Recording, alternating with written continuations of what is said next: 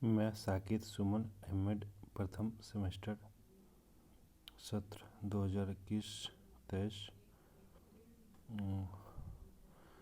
मैं मार्गदर्शक doctor Sandeep Patil sir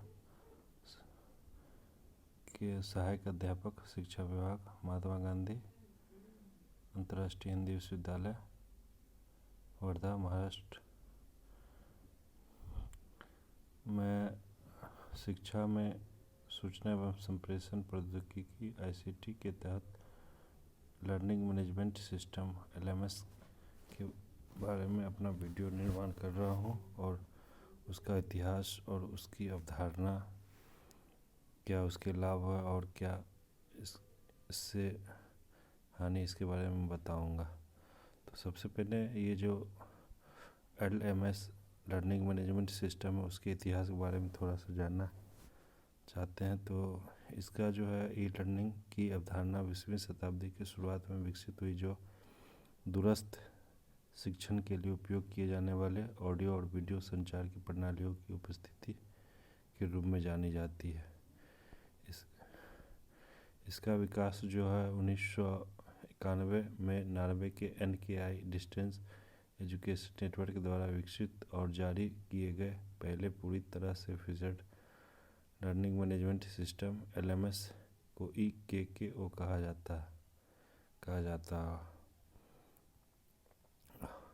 इसी के साथ हम देखते हैं तो इंटरनेट के माध्यम से इसका किस प्रकार से अध्यापन किया जाता है, तो इसके बारे में हम जानेंगे। तो सबसे पहले ये देखते हैं कि LMS की उपस्थिति में शिक्षा के लिए कंप्यूटर के आवेदन को इतिहास व्यापक रूप से वर्णनात्मक शब्दों से भरा है, जैसे कंप्यूटर प्रबंधित निर्देश CMI एकीकृत शिक्षण प्रणाली। और दूसरा पार्ट पे देखते हैं तो यह शिक्षक प्रबंधन प्रणाली प्रशासन, प्रलेखन, ट्रैकिंग, रिपोर्टिंग, स्वचालन आदि प्रशिक्षण कार्यक्रमों को सीखने एवं विकास कार्यक्रमों वितरित के लिए एक सॉफ्टवेयर का यह प्रयोग किया जाता है। इसका प्रयोजन है यह LMS वीडियो, पाठ्यक्रम, दस्तावेज सभी प्रकार की सामग्री वितरित करता है और संबंधित करता है। और शिक्षा के उच्च शिक्षा बाजारों में एक LMS कई प्रकार से कार्यक्षमता शामिल होती है इसकी। और यह जो लर्निंग मैनेजमेंट सिस्टम की अवधारणा है सीधे ई लर्निंग से उभरा है। लर्निंग मैनेजमेंट सिस्टम मार्केट का सबसे बड़ा सेगमेंट बनाते हैं। और दूसरा पॉइंट, इस सबसे बड़ी खासियत है कि LMS का पहला परिचय 1990 के दशक के अंत में हुआ था। और सबसे बड़ी जो इसकी जो खासियत है LMS की, तो यह जो है कोविड-19 जैसी बीमारी के दौरान जो डिस्टेंस एजुकेशन पर जो है जोर देने के कारण शिक्षण प्रबंधन प्रणालियों को उपयोग में भारी वृद्धि का सामना करना पड़ा इसके कारण। और शिक्षण प्रबंधन प्रणालियों को विश्लेषणात्मक डेटा और रिपोर्टिंग का उपयोग करके एजुकेशन और सीखने के अंतराल की पहचान करने के लिए डिज़ाइन किया गया है। और ये LMS ऑनलाइन सीखने में भी बहुत ज़्यादा डिलीवरी पर केंद्रित है, लेकिन कई तरह के उपयोगों का भी समर्थन करते हैं। और सबसे बड़ी जो है इसकी विशेषताएं हैं, जो यह व्यावसायिक शिक्षा के रूप में और व्यावसायिक रूप से संरचित पाठ्यक्रम सामग्री बनाने के लिए भी इसका प्रयोग किया जाता है। दूसरा पॉइंट देखते हैं तो इसकी विशेषता के रूप में, तो यह ऑनलाइन जो मूल्यांकन होता है उसमें भी LMS परीक्षकों और शिक्षार्थियों के लिए स्वचालित मूल्यांकन और असाइनमेंट बनाने में सक्षम कर सकता है, जो पहुंच योग्य और ऑनलाइन जमा किए जाते हैं। और LMS के माध्यम से छात्रों को, शिक्षकों को, उनके साथियों दोनों के साथ फीडबैक का आदान प्रदान भी संभव है। और सिंक्रोनस और एसिंक्रोनस लर्निंग जो है यह छात्र, इसके माध्यम से छात्र सबसे पहले रिकॉर्ड प्रस्तुत करता है और वीडियो, PDF जैसे पाठ्यक्रम सामग्री के माध्यम से जो है यह सीखने में भी बहुत मददगार साबित हुआ है। लर्निंग मैनेजमेंट सिस्टम का जो मुख्य रूप से है व्यावसायिक और संरक्षित पाठ्यक्रम सामग्री बनाने के लिए शिक्षक प्रबंधन प्रणालियों का उपयोग किया जाता है। यह टेक्स्ट, इमेज, वीडियो, पीडीएफ जैसे टेबल हो गया, लिंक और text formatting, interactive test, slides आदि को जोड़ सकते हैं इसके माध्यम से। इसके अलावा वह विभिन्न प्रकार के उपयोगकर्ता भी बना सकते हैं, जैसे शिक्षक, छात्र, माता पिता, आगंतुक और संपादक। यह नियमित करने में मदद करता है छात्र किस सामग्री तक पहुंच सकता है, अध्ययन की प्रगति को ट्रैक यह भी करता है और संपर्क टूल के साथ छात्र संलग्न कर सकता है। शिक्षक पाठ्यक्रम और मॉड्यूल प्रबंधन कर सकता है, छात्रों का नामांकन कर सकते हैं और स्व नामांकन स्थापित करता है। नामांकन जैसी इसमें बहुत सी विशेषता पाई जाती है।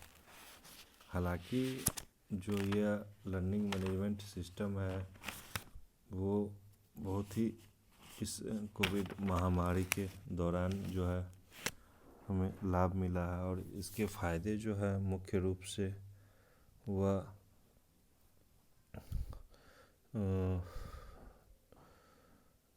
एसेबिलिटी, रीयूजेबिलिटी, ड्यूरेबिलिटी जैसे मेंटेनेंस, एजिलिबिलिटी और एडाप्टेबिलिटी जो अपने आप में एक एलएमएस की अवधारणा का सुचारू रूप से गठन करता है। और इसके जो लाभ या हानि के रूप में देखें तो यह शिक्षकों को अपने पाठ्यक्रम को आमने सामने के व्याख्यान से लेकर ऑनलाइन व्याख्यान तक के लिए भी तैयार करना पड़ता है।